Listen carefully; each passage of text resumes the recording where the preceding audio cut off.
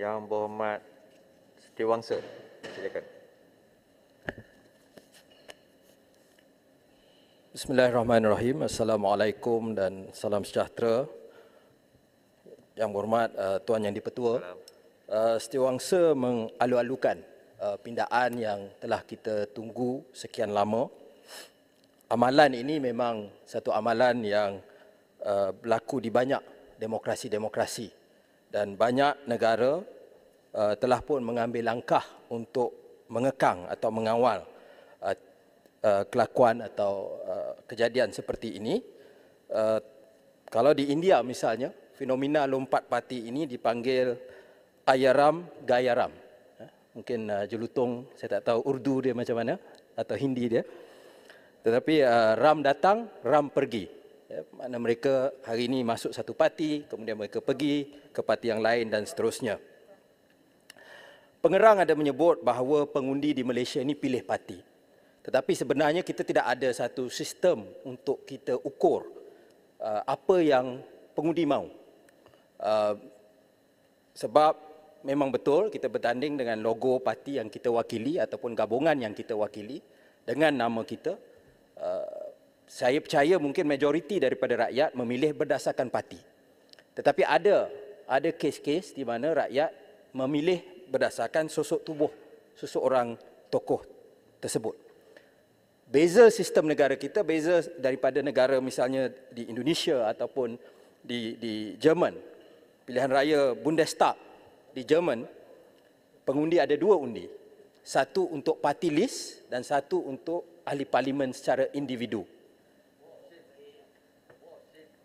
Kita ada kes disebut juga oleh pengerang sebentar tadi, Tan Sri Shahriz Hamad, ahli Parlimen Johor Bahru tahun 78 sehingga 1990 dan 2004 sehingga 2018. Beliau dipecat daripada UMNO ketika krisis tim A dan tim B dan meletak jawatan dan bertanding bebas. Dan dia telah buktikan sokongan rakyat terhadapnya dan menang dalam pilihan raya tersebut. Mungkin juga ada timbul, kita bukanlah merasakan bahawa parti politik ini ada monopoly of truth atau wisdom dengan izin.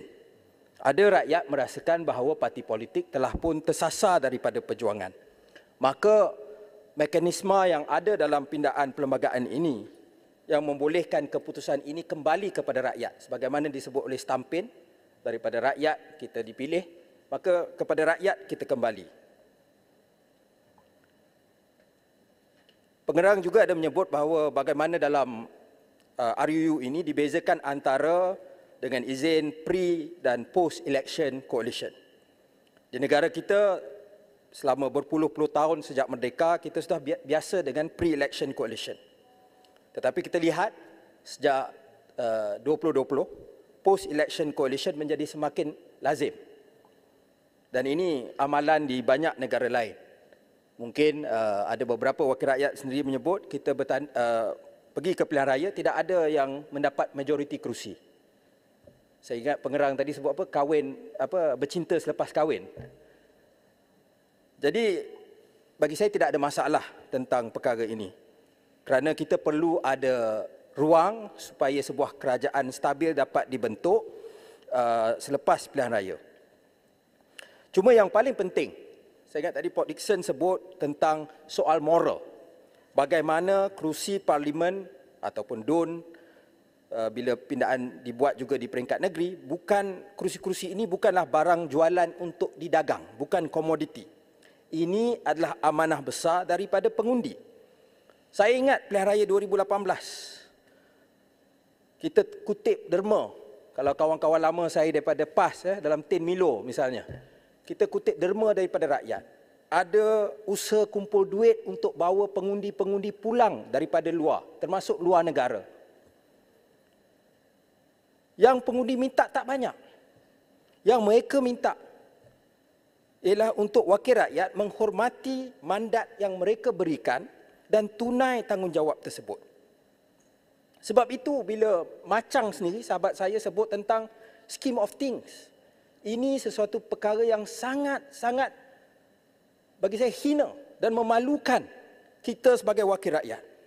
Tengah-tengah pandemik, rakyat hilang kerja, hilang mata pencarian. Tetapi di sini, waktu itu Paguh nak agih-agihkan jawatan-jawatan kerajaan, jawatan-jawatan GLC, seolah-olah ini kerajaan milik peribadi semata-mata untuk menjadi Perdana Menteri. Muhammad, Ya, dalam bahasa Tamil, tadi kalau yang Muhammad tanya saya, dengan izin Tuan Speaker, orang-orang yang lompat ini dikatakan tidak ada mano veko sude sorne. Dalam bahasa Malaysia bermaksudnya tidak ada segan silu dan tak bermoral. Tiada mano veko sude sorne dalam bahasa Tamil. terima kasih Yang Berhormat. Nanti kita panggil Yang Berhormat berceramah di kawasan saya. Keadilan dan UMNO merupakan sebenarnya mangsa lompat parti terbesar sejak 2018. Saya masih ingat Februari 2019, waktu itu Pakatan Harapan masih kerajaan. Dan saya bersuara ketika 7 ahli parlimen UMNO menyertai bersatu. Ada yang dikatakan tak payahlah nak timbulkan masalah untuk kerajaan. Tetapi kita kena akui, bila kita bercakap soal lompat parti, ia berlaku daripada waktu Pakatan Harapan juga. Dan alasan yang digunakan ialah kita perlu untuk menguatkan sokongan pengundi Melayu dan sebagainya. Tetapi kita juga tahu di belakang waktu itu ada usaha untuk haramkan UMNO. Dan saya tak pernah minat pada UMNO, tak pernah masuk UMNO.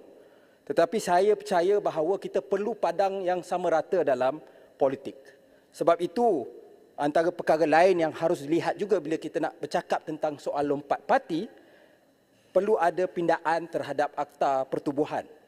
Kerana kuasa yang ada pada Menteri Dalam Negeri ini dengan izin is disproportionate, yang selalu meletakkan parti-parti politik yang bukan dalam kerajaan atau hari ini yang di dalam kerajaan seolah-olah ada pistol di parti-parti politik tersebut. Ketika langkah Sheraton berlaku, alasan yang digunakan oleh Gombak yang tidak ada pada hari ini ialah ia adalah satu langkah kanan untuk menyelamatkan negara. Saya kesian kepada bentara parlimen yang terus-menerus kena tukar nama dan kerusi dalam parlimen kerana banyak sangat bertukar sejak 2020 atau sebelum itu lagi daripada 2019. Apa yang konsisten tentang ahli-ahli parlimen yang melompat ini? Hanya satu perkara. Ada di antara mereka ni, apa jadi pun mereka tetap dalam kerajaan. Sebelum 2018 dalam kerajaan, kerajaan kalah pada tahun 2018, sekejap pembangkang, lepas tu kerajaan balik. Lepas tu, lepas langkah Sheraton, tetap dalam kerajaan. Jadi kebebasan melompat parti ini, dia membuka ruang untuk habuan dan juga tekanan. Apa yang disebut sebagai carrot and stick terhadap wakil rakyat dengan izin. Kita lihat bagaimana kes-kes SPRM terhadap wakil-wakil rakyat diumumkan. Lepas itu bila dah melompat, kes-kes SPRM ini hilang. Jadi SPRM, tadi saya bercakap tentang Akta Pertubuhan dan Pendaftar Pertubuhan. Tetapi bila kita bercakap tentang SPRM, ia juga disenjatakan ataupun weaponize untuk menekan wakil-wakil rakyat. Saya sendiri dan beberapa teman-teman daripada DAP dan Keadilan, kami juga ditawarkan durian RM30. Kami terima SMS tersebut.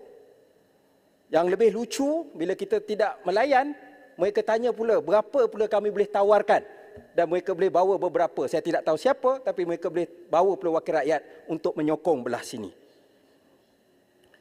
Jadi sebab itu, ia menjadi satu perkara yang bukan lucu bagi saya tetapi yang sangat memalukan. Dan sebagaimana disebut oleh beberapa teman-teman daripada dua-dua belah pihak, sampai masanya juga peruntukan parlimen ini diberikan secara sama rata.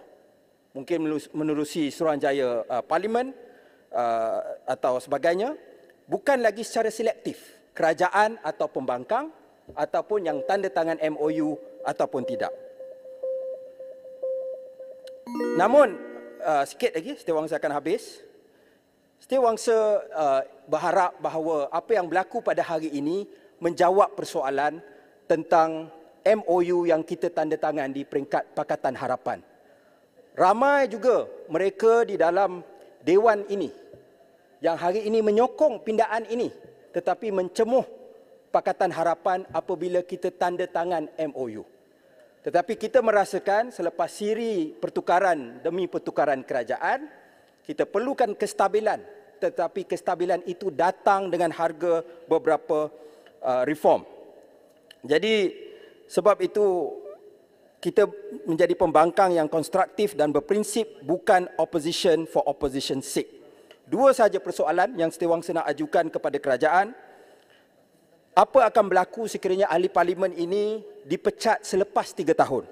Adakah pilihan raya kecil akan diadakan? Dan adakah kerajaan mampu ataupun ingin melihat juga tentang Fixed Terms Parliament Act, ada disebut oleh beberapa yang berhormat tadi sebagai juga satu cara untuk menstabilkan parlimen di negara kita. Anak katak tingginya melompat pula di tengah malam. Ramai manusia yang suka melipat, umpama katak yang tak hadir di dalam.